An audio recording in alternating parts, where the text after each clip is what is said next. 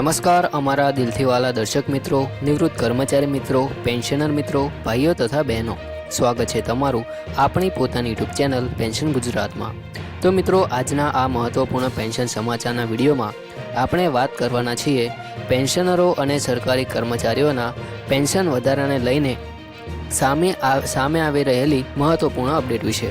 તો આજે તારીખ 28 જુલાઈ 2026 છે અને પેન્શન વધારા તથા નિવૃત્ત કર્મચારીઓને મળતા વિવિધ નાણાકીય લાભોને લઈને પેન્શનરોમાં ફરી એકવાર ચર્ચાઓ તેજ બની છે।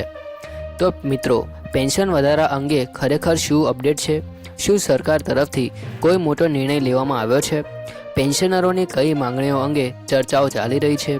સરકારી કર્મચારીઓ અને નિવૃત્ત કર્મચારીઓ માટે આગામી સમયમાં શું શક્યતાઓ બની શકે છે? અને સૌથી મહત્ત્વની વાત કે સોશિયલ મીડિયા પર ફરતી વિવિધ માહિતીમાંથી સાચી અને સત્તાવાર માહિતી કેવી રીતે ઓળખવી, આ તમામ મુદ્દાઓની સંપૂર્ણ અને સરળ માહિતી આજે આપણે આ વિડીયોમાં જાણીશું। તેથી પેન્શનર મિત્રો, આજનો આ વિડીયો તમે અંત સુધી જરૂરથી જોતા રહેજો। અને મિત્રો, જો તમે ગુજરાત સરકારના નિવૃત્ત પેન્શનર છો, સરકારી કર્મચારી છો અથવા તમારા પરિવારના કોઈ સભ્ય સરકારી નોકરીમાં છે, તો આજનો આ વિડીયો તમારા માટે ખૂબ જ મહત્વપૂર્ણ બની શકે છે, કારણ કે પેન્શન અને નિવૃત્તિ બાદ મળતા નાણાકીય લાભોનો સીધો સંબંધ લાખો પરિવારોની આર્થિક સુરક્ષા સાથે જોડાયેલો છે। તો મિત્રો, સૌથી પહેલાં આજની મુખ્ય અપડેટ સમજીએ તો છેલ્લા કેટલાક સમયથી પેન્શનરો અને સરકારી કર્મચારીઓ દ્વારા પેન્શન, મોંઘવારી રાહત એટલે કે ડીએ અને ડીઆર, તબીબી ભથ્થું તેમજ અન્ય નાણાકીય લાભો અંગે વિવિધ રજૂઆતો કરવામાં આવી રહી છે। પેન્શનર સંગઠનો અને કર્મચારી સંગઠનો દ્વારા સમયાંતરે સરકાર સમક્ષ પોતાની માંગણીઓ રજૂ કરવામાં આવે છે। આવી સ્થિતિમાં પેન્શનરોમાં સ્વાભાવિક રીતે જ એવી અપેક્ષા રહે છે કે સરકાર આગામી સમયમાં પેન્શન અને અન્ય લાભોને લઈને સરકાર કોઈ સકારાત્મક નિર્ણય લઈ શકે છે। પરંતુ મિત્રો, અહીં એક ખૂબ જ મહત્વપૂર્ણ બાબત સમજવી જરૂરી છે કે હાલમાં પેન્શન વધારા અંગે ચર્ચા, રજૂઆતો અથવા માંગણીઓ થતી હોવી અને સરકાર દ્વારા સત્તાવાર રીતે પેન્શન વધારાની જાહેરાત કરવામાં આવી હોવી, આ બંને બાબતો એક સરખી નથી।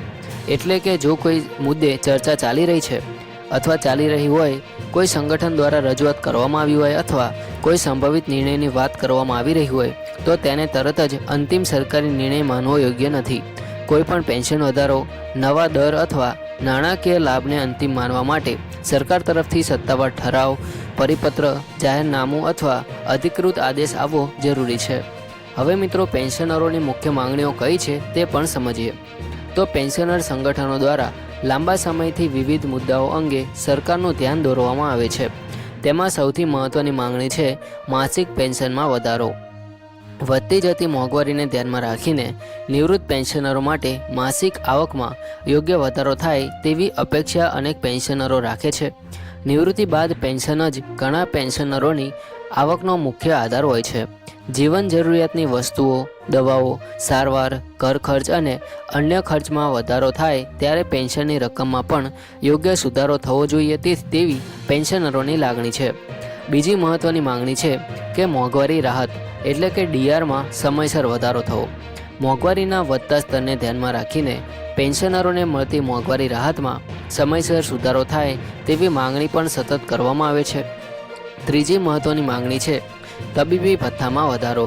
ખાસ કરીને ઉંમર વધવાની સાથે પેન્શનરોના તબીબી ખર્ચમાં પણ વધારો થતો હોય છે। દવાઓ, નિયમિત તપાસ અને સારવાર પાછળ થતો ખર્ચ ઘણા નિવૃત્ત કર્મચારીઓ માટે મોટો ખર્ચ બની શકે છે। તેથી તબીબી સહાય અથવા તબીબી ભથ્થામાં યોગ્ય સુધારો કરવામાં આવે તેવી માંગણી કરવામાં આવે છે। ચોથી માંગણી છે વૃદ્ધ પેન્શનરોને વધારાના લાભો આપવાની। તો મિત્રો, ઉંમર વધવાની સાથે આરોગ્ય અને દૈનિક જરૂરિયાતોને ધ્યાનમાં રાખીને વરિષ્ઠ પેન્શનરો માટે વધારાની આર્થિક સહાય અથવા વિશેષ લાભોની માંગ પણ સમયાંતરે કરવામાં આવે છે। અને પાંચમી મહત્વપૂર્ણ બાબત છે પેન્શન સંબંધિત પ્રક્રિયાને વધુ સરળ બનાવવાની। તો પેન્શન મેળવવા માટે જરૂરી દસ્તાવેજો, જીવન પ્રમાણપત્ર, બેંક ખાતાની વિગતો અને અન્ય પ્રક્રિયાઓ સરળ બને અને પેન્શનરોને સરકારી કચેરીઓના વારંવાર ધક્કા ન ખાવા પડે તેવી અપેક્ષા પણ રાખવામાં આવે છે। મિત્રો, આ તમામ માંગણીઓ પેન્શનરોના દૈનિક જીવન અને આર્થિક સુરક્ષા સાથે જોડાયેલી છે। તેથી પેન્શનરો અને તેમના સંગઠનો દ્વારા આ મુદ્દાઓ પર સરકારનું ધ્યાન દોરવામાં આવે છે. મિત્રો, હવે વાત કરીએ સરકારી કર્મચારીઓ વિશે.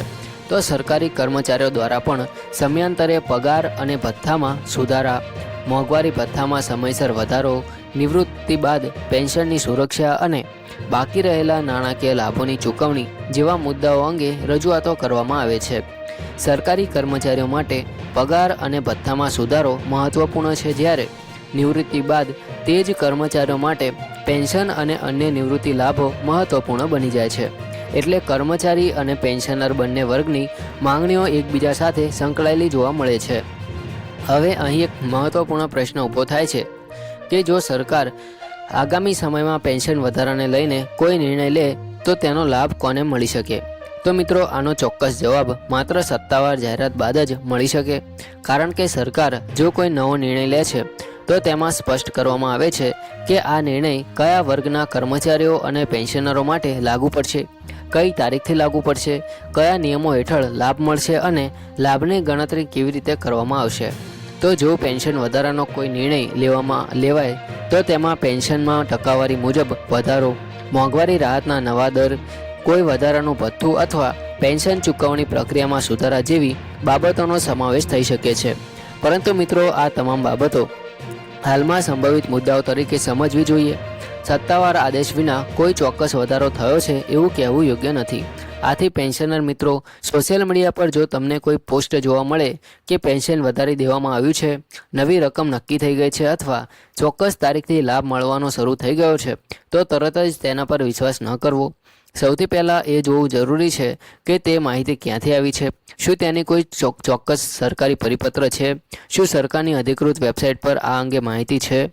શું સંબંધિત વિભાગ દ્વારા કોઈ અધિકૃત આદેશ જાહેર કરવામાં આવ્યો છે? જો આમાંથી કોઈ સત્તાવાર આધાર ન હોય તો માત્ર સોશિયલ મીડિયા પોસ્ટના આધારે નિર્ણય લેવો યોગ્ય નથી. તો પેન્શનર મિત્રો, આ ખૂબ જ મહત્વપૂર્ણ સલાહ છે. જો તમે પેન્શનર છો, તમારું બેંક ખાતું સક્રિય અને અપડેટ રાખો. તમારી જરૂરી બેંક વિગતોમાં કોઈ ફેરફાર હોય તો સમયસર અપડેટ કરાવો. આધાર અથવા અન્ય જરૂરી વિગતો લાગુ પડતી હોય તો તે પણ યોગ્ય રીતે અપડેટ રાખો. જો જીવન પ્રમાણપત્ર જમા કરાવવાની જરૂરિયાત લાગુ પડતી હોય તો તેને પણ સમયસર પૂર્ણ કરો. આ ઉપરાંત તમારા પેન્શન સંબંધિત દસ્તાવેજો સુરક્ષિત રાખો. પેન્શન પેમેન્ટ ઓર્ડર એટલે કે PPO સંબંધિત દસ્તાવેજો, બેંકની વિગતો અને અન્ય જરૂરી કાગળો સાચવીને રાખવા ખૂબ જ મહત્વપૂર્ણ છે. મિત્રો, ઘણી વખત સોશિયલ મીડિયા પર એવી માહિતી મળે છે કે હવે તરત જ પેન્શનની રકમ વધી જશે અથવા આગામી મહિનાથી મોટી રકમ ખાતામાં જમા થશે. તો આવી માહિતીથી ઉત્સાહિત થવું સ્વાભાવિક છે, પરંતુ સત્તાવાર આદેશ વિના કોઈ ચોક્કસ રકમની અપેક્ષા રાખવી યોગ્ય નથી.